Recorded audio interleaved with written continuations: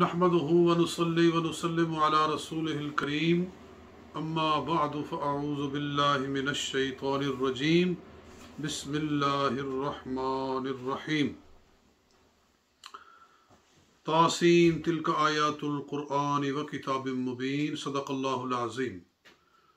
معزز سامعین و ناظرین، ہم رمضان المبارک کی مقدس ساعات میں نماز تراویح کے بعد قرآن پاک کی سورتوں کا تعارف آپ کے سامنے پیش کرتے ہیں۔ تو ہم سورہ شعراء تک پہنچے تھے اور آج ہم آپ کے سامنے 3 سورتیں نمل، قصص اور عنکبوت کا تعارف رکھتے ہیں۔ سورہ نمل 19ویں پارے کے آخر سے شروع ہوتی ہے، لاسٹ کوارٹر سے، اور پھر یہ 20ویں میں جاتی ہے، قریباً اس کا پہلا کوارٹر۔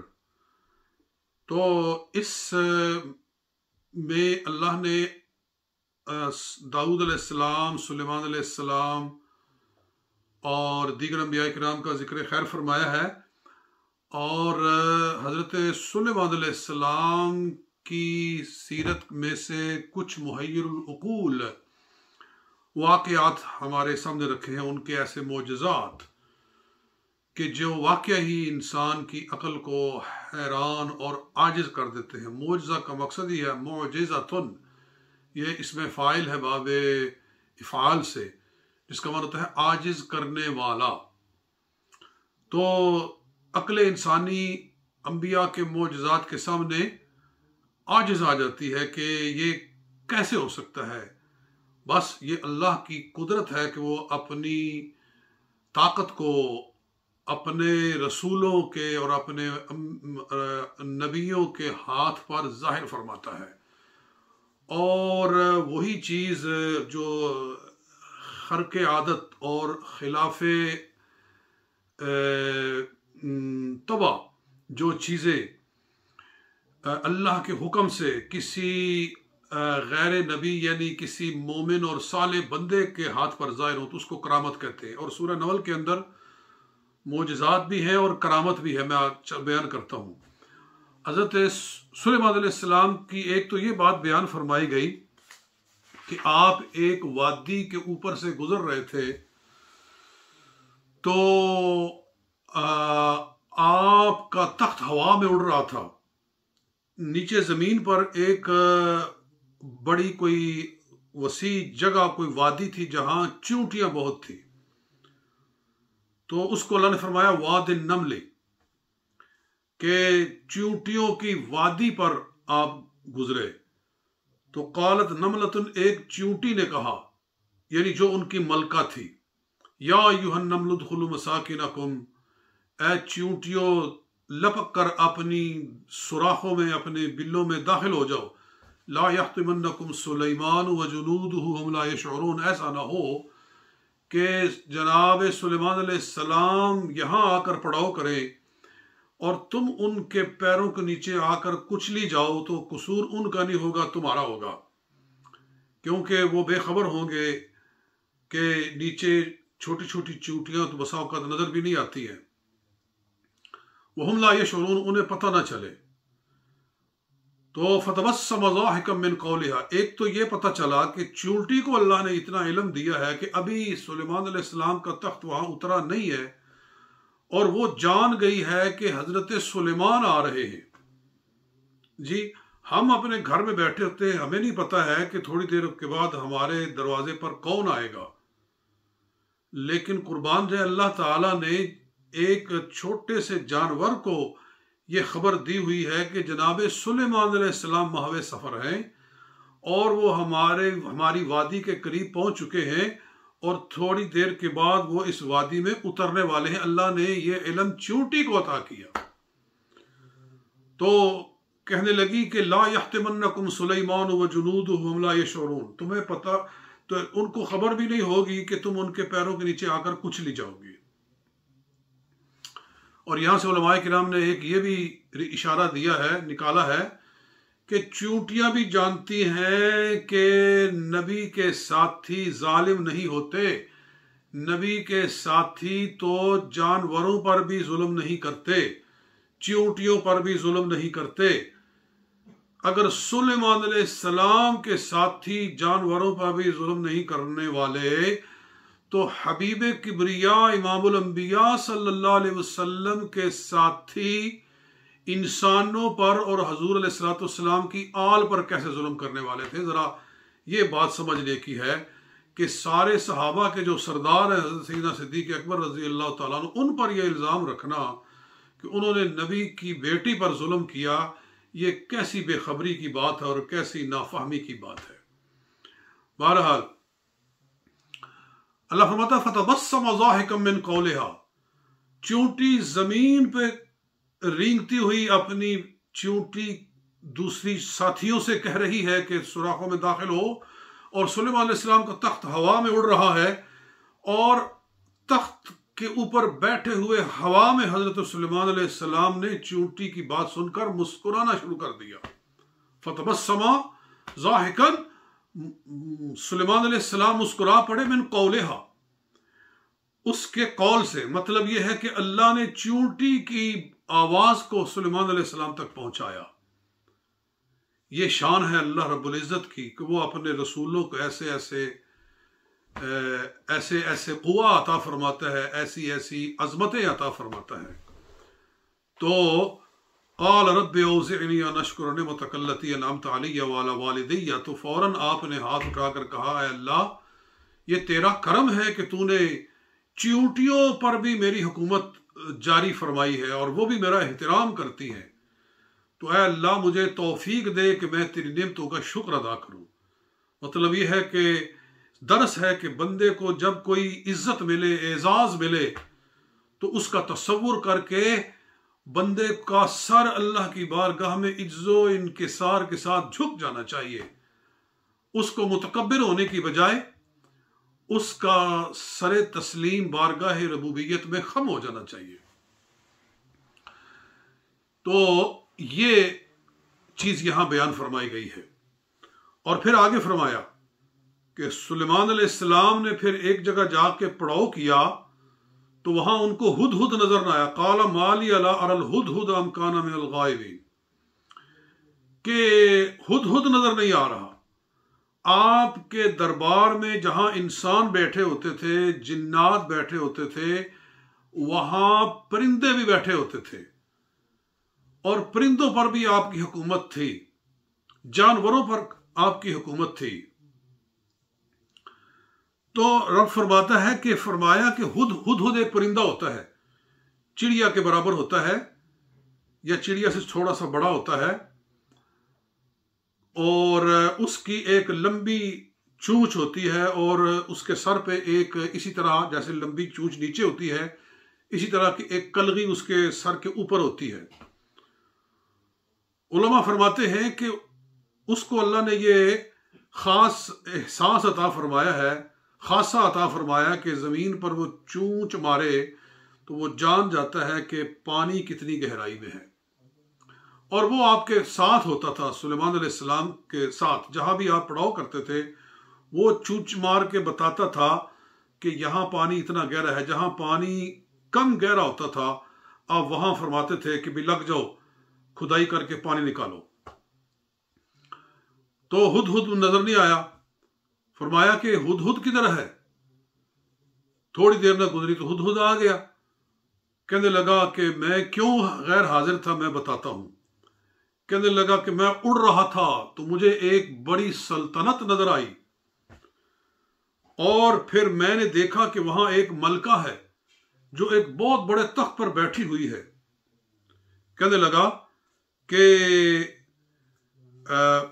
میں انی وجدت امرأۃ تملکہم، میں نے پایا کہ ایک عورت ان کی ملکہ ہے، اوتیت من کل شیء، دنیا کی ہر نعمت اس کو دی گئی ہے، ولہا عرش عظیم، اور اس کا ایک بہت بڑا تخت ہے۔ وجدتہا وقومہا یسجدون للشمس من دون اللہ، میں نے دیکھا کہ وہ ملکہ اور اس کے قوم کے لوگ سورج کی پوجا کرتے ہیں۔ آگے بھی اس نے باتیں کہی. تو حضرت سلیمان علیہ السلام نے ایک خط لکھا اور فرمایا کہ یہ خط لے جاؤ، ہدہد سے کہا، اپنی چونچ میں دبا کر اور ملکہ کے پاس پھینکاؤ. اذهب بکتابی ھذا فالقہ الیہم، یہ سورہ نمل کی آیت نمبر 28 ہے. لے جاؤ یہ میری تحریر، میرا یہ خط، اور اس کو ان کے پاس ڈالاؤ. ثم تول عنہم فانظر ماذا یرجعون، اور واپس آ کر پھر بتاؤ کہ وہ کیا کر رہے ہیں. تو ملکہ کے پاس وہ گیا، وہ ہدہد پرندہ آپ کا خط لے کر، ملکہ سو رہی تھی، وہ اس کے پاس ڈال کے اڑ آیا.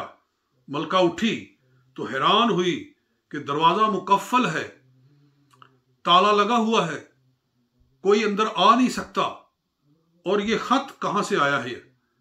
خط کھولا تو اس میں لکھا ہوا تھا انہ من سلیمان و انہ بسم اللہ الرحمن الرحیم اللہ تعالی علی واتونی مسلمین، کہ یہ خط حضرت سلیمان کی طرف سے ہے، اور وَإِنَّهُ بسم اللہ الرحمن الرحیم، یہ اللہ رحمان الرحیم کے نام سے لکھا گیا ہے. اور تمہیں حکم دے رہا ہوں میں کہ میرے پاس آ جاؤ، عاجزی کر کے، سر تسلیم خم کر کے، اور سر جھکا کے آ جاؤ میرے پاس. تو یہ خط دیکھ کر وہ حیران و ششدر ہو گئی کہ بادشاہ سلیمان، جانتی تھی کہ سلیمان علیہ السلام بابل شہر میں ان کا پایا تخت ہے، یعنی عراق کے اندر، وہ یمن کے اندر ملکہ تھی، یمن کی ملکہ تھی. آج بھی یمن ایئرپورٹ پہ مجھے اترنے کا اتفاق ہوا تو وہ دیکھا کہ وہاں ملکہ بلقیس کا سالہ، تو بلقیس، وہ ملکہ کا نام تھا بلقیس جس کا یہ واقعہ ہے، اس کے نام کو آج بھی وہاں وہ لکھا ہوا ہے. تو کہنے لگی کہ کیا کرنا چاہیے؟ تو وہ بولے کہ بات اپنے ساتھیوں سے کرنے لگی اب کیا کیا جائے. انہوں نے ہمیں یہ بڑا دھمکی امیز خط لکھا ہے کہ سر جھکا کر ہمارے پاس آ جاؤ. تو وہ کہنے لگے کہ جناب ہم تو لڑیں گے، ہم تو یہ کر دیں گے، ہم وہ کر دیں گے. قالوا نحن اولو قوت، کہنے لگے ہم بڑی قوت والے لوگ ہیں، واولو بأس شدید، اور ہم بڑی طاقت رکھتے ہیں، ہم لڑنا جانتے ہیں، یہ وہ. اس نے کہا کہ ایسا مت کہو، یہ کوئی عام بادشاہ نہیں لگ رہا کہ جس کا خط میرے پاس یوں آ گیا ہے کہ میں جان نہیں سکی کہ خط میرے پاس پہنچا کیسے ہے. ان الملوک اذا دخلوا قرية افسدوها وجعلوا اعزة اهلها اذلة، کہ بادشاہ جب کسی بستی میں داخل ہوتے ہیں تو اسے اجاڑ کے رکھ دیتے ہیں. ایسا نہ ہو کہ ہم ان کے پاس نہ جائیں اور وہ پھر لاؤ لشکر لے کر آ جائیں اور ملیا میٹ کر کے رکھ دیں. کہنے لگی یہ بڑا لمبا واقعہ ہے، میں اس کی تفصیلات میں جاؤں تو یہ کافی طویل ہے. خلاصہ کلام یہ ہے کہ آخر وہ حضرت سلیمان علیہ السلام کی طرف چل پڑے، اور ادھر اللہ تعالیٰ نے آپ کو بتایا کہ ملکہ بلقیس آ گئی ہے، اور وہ کچھ ہی دیر میں آپ کے شہر میں، آپ کے دربار میں آ رہی ہے. آپ نے فرمایا ایکم یأتینی بعرشہا قبل ان یأتونی مسلمین، اپنے درباریوں سے کہا کہ کون ہے تم میں سے جو یہ طاقت رکھتا ہو کہ ملکہ بلقیس جو کہ ہمارے قریب آ گئی ہے. روایات میں ہے کہ وہ شہر کے باہر پہنچ چکی تھی، تو وہ اس سے پہلے کہ ہمارے دربار میں پہنچے، کون ہے جو یمن سے اس کے تخت کو اٹھا کر یہاں لے آئے. اب کہاں یمن، کہاں عراق، اور پھر تخت بھی کوئی چھوٹا سا نہیں ہے، بہت بڑا تخت ہے، عرش عظیم قرآن نے فرمایا ہے. اور مفسرین نے لکھا ہے کہ اس کے پائے اتنے گہرے تھے کہ 40 گز تک زمین میں دھنسے ہوئے تھے، اور بہت بڑا تخت تھا کہ اس کے ایک پائے کو بڑے لوگ مل جائیں تو ہلا نہیں سکتے. اس کو لانا ہے اور تھوڑی دیر میں لانا ہے. تو قال عفریت من الجن، ایک بہت بڑا جن بولا، اس نے کہا کہ انا آتی کا بھی قبل ان تقوم من مقامک، آپ کی جو یہ کچہری گھنٹہ ڈیڑھ گھنٹہ کے لیے لگی ہوئی ہے، اس کے برخاست ہونے سے پہلے میں تخت لے آؤں گا۔ تو آپ نے فرمایا نہیں، تم میری بات نہیں سمجھے، میں نے یہ نہیں کہا کہ میری کچہری کے برخاست ہونے سے پہلے، بلکہ کون ہے تم میں سے جو اس تخت کو لے آئے اس سے پہلے کہ وہ ملکہ میرے پاس آئے، جی، قبل ان یأتونی مسلمین۔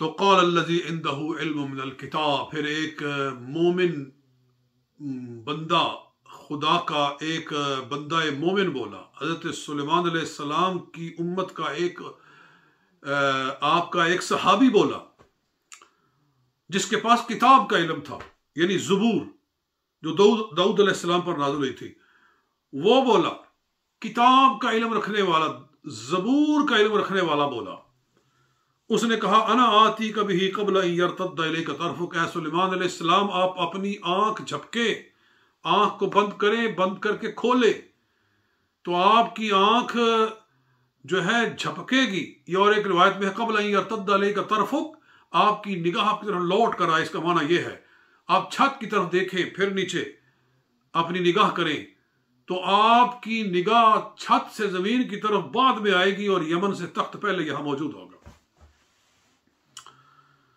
فلما رآہ مستقرا عنده، جب دیکھا تو واقع ہی اس نے تو آنکھ جھپکنے سے پہلے تخت کو لا کر وہاں حاضر کر دیا۔ یہ میں کہہ رہا تھا کہ ولی کی کرامت، اللہ تعالیٰ اپنے ولیوں کو یہ کرامت، وہ نبی نہیں ہوتے، نبی کے پیروکار ہوتے ہیں، اور نبی کی پیروی کی برکت سے اللہ تعالیٰ انہیں ایسی ایسی کرامات عطا فرماتا ہے۔ میں کہتا ہوں ذرا سوچو کہ زبور کا علم جس کے پاس ہو اس کی اتنی بڑی کرامت ہو سکتی ہے، تو قرآن کا علم جس کے پاس ہو اس کی کرامت کا کیا کہنا ہے؟ جی، زبور کے پڑھنے والے تو یہ کرامت دکھا دے تو قرآن کے پڑھنے والوں کی کرامت کا کیا کہنا؟ قرآن جو کہ سید الکتب ہے، اس کی پیروی کرنے والوں کو اللہ تعالیٰ کون کون سی کرامات عطا فرماتا ہے، یہ آپ تصور کر سکتے ہیں۔ اسی لیے حضرت شیخ عبد القادر جیلانی رحمۃ اللہ تعالی جناب غوث پاک کی کرامات مشہور ہیں، اور صحابہ کرام کی کرامات جو کہ حدیثوں کے اندر آئی ہیں وہ معروف ہیں۔ حضرت جناب عمر فاروق رضی اللہ تعالیٰ عنہ خطبہ دے رہے ہیں اور دوران خطبہ فرماتے ہیں یا ساریۃ الجبل، اے ساریہ پہاڑ کے پیچھے ہو جاؤ۔ لوگ حیران ہو گئے کہ دوران خطبہ یہ کیا کہہ دیا ہے آپ نے، اور پھر ایک مہینے کے بعد حضرت ساریہ جب آئے تو وہ عراق میں ایک جگہ پر لڑائی کر رہے تھے، اور وہ کہنے لگے اچانک مجھے آواز آئی جیسے حضرت عمر فاروق میرے پاس کھڑے ہو کر کہہ رہے ہیں کہ دوڑو اور اپنے لشکر کو لے کر پہاڑ کے پیچھے ہو جاؤ۔ اگر وہ پہاڑ کے پیچھے نہ ہوتے تو ایک لشکر پیچھے سے آ رہا تھا جو غفلت میں حملہ کرتا اور ان کا بہت بڑا نقصان کر دیتا۔ وہ پہاڑ کے پیچھے ہو کے جب وہ لشکر آگے گزرا تو پھر پیچھے سے حملہ کیا صحابہ کرام نے اور اس لشکر کو شکست فاس سے دوچار کر دیا۔ تو یہ کرامات اللہ تعالیٰ امت کے اولیاء اللہ کو عطا فرماتا ہے۔ تو اگر حضرت غوث پاک 12 سال کی ڈوبی ہوئی بیڑی کو ترا دے تو یہ کچھ بعید از قدرت نہیں ہے، اللہ تعالیٰ ایسا کر سکتا ہے۔ تو سورہ نمل کی بات ہو رہی تھی، اب ہم سورہ قصص میں داخل ہوتے ہیں، اور سورہ قصص 20ویں پارے کے دوسرے پاؤ سے قریباً شروع ہوتی ہے اور پھر یہ تیسرے پاؤ کے اینڈ تک جاتی ہے۔ تو اس کو سورہ قصص کہتے ہیں۔ اس میں آلموسٹ موسیٰ علیہ السلام کا ذکر مبارک فرمایا گیا ہے، آپ کی ولادت کا تذکرہ کیا گیا ہے کہ جب آپ پیدا ہوئے تو اس وقت ایسا خوف و ہراس تھا کہ فرعون نے حکم دے رکھا تھا کہ بنی اسرائیل کے اندر جو بچہ پیدا ہو اسے ذبح کر دیا جائے۔ تو اللہ تعالیٰ نے کسی طریقے کے ساتھ موسیٰ علیہ السلام کو ذبح سے بچایا، اور فرماتا ہے اللہ تعالیٰ کہ اوحینا الی ام موسیٰ، ان ارضعیہ فاذا خفت علیہ فالقیہ فی الیم، کہ اے موسیٰ، اے موسیٰ کی ماں، اپنے بچے کو تو دودھ پلا، اور جب تجھے ڈر لگے اس کے بارے میں تو اسے سمندر میں ڈال دینا۔ چنانچہ تابوت بنایا گیا، اور تابوت کے اندر آپ کو رکھ کے اس تابوت کو دریائے نیل کے اندر بہا دیا گیا، اور وہ بہتا بہتا فرعون کے محل تک چلا گیا۔ تو فَالْتَقَطَهُ آلُ فِرْعَوْنَ، فرعون کے گھر والوں نے اس کو اٹھا لیا، لِيَكُونَ لَهُمْ عَدُوًّا وَحَزَنًا، کہ تاکہ بعد میں انہی کے لیے آپ دشمن ثابت ہوں۔ یعنی وہ کیا جانتے تھے کہ جس بچے کو وہ دریائے نیل میں سے بہتا ہوا اٹھائیں، بہتے ہوئے بچے کو اٹھائیں گے، وہی ان کی حکومت کا خاتمہ کرے گا۔ بہرحال فرمایا کہ اسی طرح آپ حضرت موسیٰ علیہ السلام جو تھے فرعون کے گھر میں پہنچ گئے۔ فرعون نے ان کو پالا، اور آپ کی پرورش اسی طرح سے ہوئی۔ اور یہاں سے ایک لیسن بھی ملتا ہے کہ اگر کافر کے گھر میں کہیں رہنا پڑے مجبوراً تو رہا جا سکتا ہے، اور وہاں کا کھانا بھی اگر حلال ہو تو وہ کھایا جا سکتا ہے۔ چنانچہ ایک دن ایسا ہوا کہ آپ نے، جب آپ جوان ہو گئے اور آپ فرعونیوں کے درمیان میں فرعونی قوم کے درمیان میں جوان ہوئے، اور یہی مشہور تھا کہ آپ فرعون کے بیٹے ہیں، فرعون نے بیٹا بنایا ہوا تھا، اپنے گھر میں پالا تھا۔ ایک دن آپ نے دیکھا کہ ایک فرعونی شخص بنی اسرائیل کے ایک آدمی کو مار رہا ہے، ستم کر رہا ہے، تو آپ نے یہ نہیں دیکھا کہ میں زیر احسان ہوں اس قوم فرعون کا، آپ نے اس کی بجائے آپ نے مظلوم کا ساتھ دیا۔ یعنی سبق یہ ملا کہ ظالم اگر محسن ہو تو یہ نہیں کہ اس کے احسان کی وجہ سے ظالم کے ساتھ کھڑے ہو جاؤ، نہیں، مظلوم کے ساتھ کھڑے ہو اور ظالم کے خلاف کھڑے ہو، چاہے وہ محسن ہی کیوں نہ ہو۔ محسن کا مطلب یہ نہیں ہے کہ اس کے ظلم کے بھی تم ساتھی بن جاؤ، یہ سبق ہے یہاں۔ چنانچہ آپ نے اس فرعونی کو مکہ مارا، ایسا کہ اس کی جان ہی ختم ہو گئی۔ فَوَقَذَهُ مُوسَىٰ فَقَضَىٰ عَلَيْهِ، یہ آیت نمبر 15، ایک مکے سے اس کی جان نکل گئی۔ تو قوم فرعون آپ کے خلاف ہو گئی کہ دیکھو کہ یہ ہمارے ہاں رہ کر یہ پھر ہمارے ہی خلاف کھڑے، ہمارا بندہ مار دیا۔ تو قوم خلاف ہو گئی فرعون کی، موسیٰ علیہ السلام کے، اور پھر آپ کے دل میں اللہ نے بات ڈالی کہ یہاں سے نکلو۔ تو آپ مصر سے نکل کھڑے ہوئے، اور چلتے چلتے آپ مدین شہر میں پہنچ گئے۔ یعنی آپ کیرو سے نکلے، آگے سمندر آیا، اس کو کراس کیا، اور پھر آگے مدین آ گئی، بستی مدین آ گئی جہاں شعیب علیہ السلام ہوتے تھے، وہاں پہنچ گئے۔ جب وہاں پہنچے تو وہاں ایک واقعہ ہوا، وہ بھی اللہ تعالیٰ نے یہاں ذکر فرمایا ہے کہ وہاں کسی طریقے کے ساتھ آپ شعیب علیہ السلام کے گھر پہنچ گئے۔ شعیب علیہ السلام کی 2 بیٹیاں تھیں۔ آپ نے سوچا کہ گھر میں حضرت موسیٰ علیہ السلام رہ رہے ہیں، جوان ہیں، اور بیٹیاں بھی میری جوان ہیں، تو لوگ کیا سوال کریں گے، لوگ انگلیاں اٹھائیں گے، باتیں کریں گے۔ تو فرمایا کہ انی ارید ان انکح احدی ہاتین، شعیب علیہ السلام نے کہا کہ اے موسیٰ، میں اپنی دونوں بیٹیوں میں سے ایک کا تمہارے ساتھ رشتہ کر رہا ہوں۔ یوں رشتہ ہو گیا۔ تو لیکن کہا کہ الا ان تأجرنی 8 حجج، کہ 8 برس آپ کو ہمارے ہاں یہاں رہنا ہوگا اور ہماری بکریوں کی رکھوالی کرنی ہوگی۔ یہ صرف مقصد یہ تھا کہ موسیٰ علیہ السلام اگر ابھی ہی تیار، ایسا نہ ہو کہ میں ان کے ساتھ اپنی بیٹی بیاہ رہا ہوں اور یہ جناب 10 دن بعد اور 15 دن بعد کہیں کہ میں تو واپس مصر جا رہا ہوں، اور اپنی بیوی کو بھی ساتھ لے جائیں۔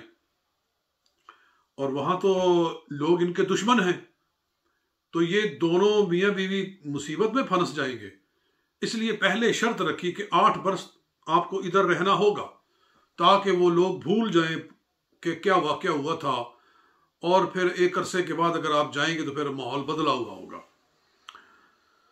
بہرحال آپ نے وہاں 10 سال گزارے، اور 10 سال کے بعد پھر آپ اپنی بیوی حضرت صفورہ رضی اللہ عنہا کو ساتھ لے کر جب چلے اور طور پہاڑ کے قریب سے گزرے تو پھر اللہ تعالیٰ نے وہاں آپ کو تاج نبوت عطا فرمایا، اور آپ کی نبوت کا اعلان ہوا، اور آپ پھر ایک نبی کے طور پر مصر میں واپس پہنچے.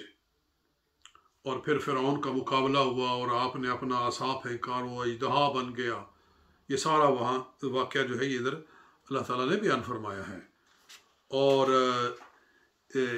انہی واقعات میں یہ سارے رکوع چل رہے ہیں. مطلب ہے کہ قدم قدم پہ اللہ تعالیٰ نے پیغمبروں کے واقعات میں ہمارے لیے حکمت اور ہدایت کے موتی رکھے ہوئے ہیں. یہ جو واقعہ میں نے آپ کو بتایا ہے اس کے اندر ایک یہ بھی ہدایت ہے کہ جب بھی رہو شریعت کے مطابق رہو. شریعت اجازت نہیں دیتی تھی کہ آپ کی جوان بیٹیاں بھی اسی گھر میں ہوں اور ایک اجنبی نوجوان بھی اسی گھر میں ہو. یہ چونکہ بات شریعت کے خلاف تھی تو اس لیے آپ نے فوری طور پر نکاح کر دیا. تو جو لوگ ان چیزوں کی پرواہ نہیں کرتے پھر وہ بڑی بڑی مصیبتوں میں مبتلا ہوتے ہیں. تو عزیزان گرامی، اس صورت کے آخر میں قارون کا تذکرہ کیا گیا ہے. ان قارون کان من قوم موسیٰ. قارون جو تھا موسیٰ علیہ السلام کی قوم میں سے تھا. فبغى علیہم، اور اس نے اپنی قوم کے خلاف سرکشی کی. وآتیناہ من الکنوز، اور ہم نے اسے اتنے خزانے دیے ہوئے تھے. ما ان مفاتحہ لتنوء بالعصبۃ اولي القوہ، کہ اس کی چابیاں، خزانوں کی چابیاں اتنی تھی کہ ایک طاقتور جماعت کو تھکا دیتی تھی، کہ صرف چابیاں اٹھانے کے لیے ایک پورا گروہ تھا. تو خزانے تھے اس نے بہت کٹھے کیے ہوئے. اور موسیٰ علیہ السلام کی چونکہ قوم میں سے تھا، منافق تھا، اوپر سے کلمہ بھی پڑھتا تھا موسیٰ علیہ السلام کا، تو زکوٰۃ فرض ہوئی. تو موسیٰ علیہ السلام نے حکم فرمایا کہ لو بھی سارے زکوٰۃ دو، اور قارون سے کہا تم بھی زکوٰۃ دو. اور ان کے ہاں زکوٰۃ تھی 25%، جی 25%. یہاں ہماری شریعت کے اندر تو صرف 2.5% ہے، تو وہ بھی سارے نہیں دیتے. تو 25%، اور پھر خزانہ اتنا زیادہ، تو اس کا 25% تو بہت زیادہ ہو گیا. اس نے کہا میں تو نہیں دوں گا. تب اللہ نے قارون کو اس کے خزانوں سمیت زمین کے اندر دنسا دیا. فَخَسَفْنَا بِهِ وَبِدَارِهِ الْأَرْضِ. آیت نمبر 81. فرمایا اللہ تعالیٰ نے کہ ہم نے اسے اس کے خزانوں سمیت زمین کے اندر دنسا دیا. اور حدیث پاک میں آتا ہے کہ وہ قیامت تک دھنس رہا ہے، یعنی جہنم میں اس کو اللہ تعالیٰ ایسی ہی سزا دے رہا ہے کہ جیسے اس کو زمین میں دنسایا جاتا ہے، پھر نکالا جاتا ہے، پھر دنسایا جاتا ہے. اور حدیث پاک میں ہے کہ جس آدمی نے تکبر کیا اس کو اللہ تعالیٰ ایسے ہی سزا دے گا. آگے سورہ عنکبوت ہے. سورہ عنکبوت میں ایک نہایت ہی ایمان افروز بات جو جس پر ڈسکس ہونی چاہیے. فرمایا اللہ تعالیٰ نے اس کی آیت نمبر 18 میں وَوَصَّيْنَا الْإِنسَانَ بِوَالِدَيْهِ حُسْنًا، کہ ہم نے انسان کو حکم دیا ہے کہ اپنے والدین سے بھلائی کرے. وَإِن جَاهَدَاكَ لِتُشْرِكَ بِي، اور اے انسان اگر تیرے والدین تجھے شرک پہ مجبور کریں، فَلَا تُطِعْهُمَا، تو ان کی بات مت مانو، شرک نہ کرو، چاہے والدین ہی کہیں. لیکن فرمایا کہ اِلَيَّ مَرْجِعُكُمْ، تم نے میرے پاس لوٹ کر آنا ہے، اور فَأُنَبِّئُكُم بِمَا كُنتُمْ تَعْمَلُونَ، جو تم کرتے ہو ہم تمہیں اس کی خبر دیں گے. اور یہی الفاظ سورہ لقمان میں بھی آئے. وہاں یہ فرمایا گیا ہے کہ اگر تیرے والدین تجھے شرک پہ مجبور کرے تو شرک نہ کر. وَصَاحِبْهُمَا فِي الدُّنْيَا مَعْرُوفًا، پھر بھی دنیا میں ان کے ساتھ بھلائی کرتا ہی رہے. یعنی وہ کافر بھی ہوں، مشرک بھی ہوں، اور تم مسلمان ہو، تو والدین کا جو حق والدیت ہے وہ پھر بھی قائم رہتا ہے. پھر بھی تم ان کے ساتھ بھلائی کرو. تو اللہ ہمیں اپنے والدین کا ادب و احترام عطا فرمائے. پھر حضرت نوح علیہ السلام کا ذکر خیر آیا، جناب ابراہیم علیہ السلام کا آیا، پھر آگے لوط علیہ السلام، اور یہ ساری باتیں اسی طرح سے چل رہی ہیں. آگے 21واں پارہ شروع ہو گیا. 21ویں پارے کے آغاز میں رب تعالیٰ ارشاد فرماتا ہے کہ وَأَقِمِ الصَّلَاةَ، نماز قائم کرو. إِنَّ الصَّلَاةَ تَنْهَى عَنِ الْفَحْشَاءِ وَالْمُنْكَرِ، بے شک نماز بے حیائی اور برے کاموں سے روکتی ہے. نماز بے حیائی سے روکتی ہے، نماز قائم کرو. تو یہ اللہ تعالیٰ نے ہمیں ایک نسخہ عطا فرمایا ہے، گویا برائیوں سے اور بے حیائیوں سے بچنے کا نسخہ نماز. حکیم مطلق اللہ تعالیٰ جو کہ ازلی ابدی حکیم ہے، وہ ہمارے روح کے امراض کو جانتا ہے. روح کو مرضیں لاحق ہوتی ہیں، بے حیائی کی، کبر کی، حسد کی اور دیگر برائیوں کی امراض لاحق ہوتی ہیں. اللہ نے ان سب کے علاج کے لیے ہمیں ایک ٹریٹمنٹ عطا فرمائی ہے، ہمیں ایک علاج عطا فرمایا، اور وہ ہے نماز.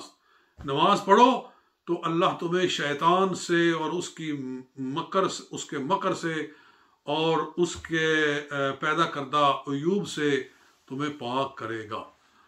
تو اگر سوال ہو کہ لوگ کئی نماز بھی پڑھتے ہیں، بے حیائیاں بھی کرتے ہیں، نماز پڑھ کے برے کام بھی کرتے ہیں، تو پھر کیوں نہیں وہ ان برائیوں سے، بے حیائی سے بچتے؟ تو میں اس کا جواب دیتا ہوں، حکیم جو دوائی دے نا، اس کو اسی طرح استعمال کرنا چاہیے جیسے حکیم کہے. اگر اس کے خلاف کریں گے تو نسخہ فائدہ نہیں دے گا، چاہے کتنا ہی وہ مؤثر کیوں نہ ہو. ہم نماز تو پڑھتے ہیں، مگر نماز حضور قلب کے ساتھ پڑھنی چاہیے، توجہ کے ساتھ پڑھنی چاہیے. بے خیالی کی نماز تو بے خیالی کی نماز ہے. اس طرح نماز پڑھو. حضور صلی اللہ علیہ وسلم فرماتے ہیں ان تعبد اللہ کأنک تراہ، کہ نماز ایسے پڑھو جیسے تم رب کو دیکھ رہے ہو. فإن لم تکن تراک فإنہ یراک، اور اگر تم رب کو نہیں دیکھ رہے ہو تو رب تمہیں دیکھ رہا ہے. اس طرح نماز پڑھو گے تو وہ نماز بے حیائی سے ضرور روکے گی. تو یہ ہے میسج. تو اللہ احکم الحاکمین ہمیں ایسی ہی نماز عطا فرمائے. وما علینا الا البلاغ المبین.